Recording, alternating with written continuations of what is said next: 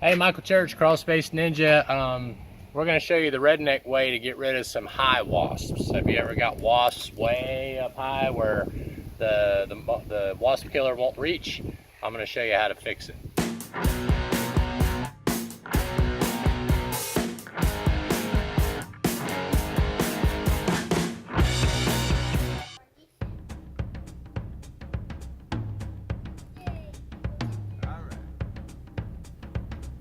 First thing you want to do is you want to get your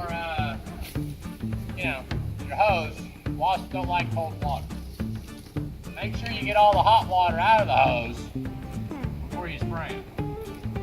Be careful, Mommy. Why don't you say be careful, Daddy? I'm the one doing it. Because I'm the moron, I don't get some sympathy carefuls. That's the way it works. Then you got to decide, do you want to go for the big nest or the little nest? Because there's two of them. You can only choose one.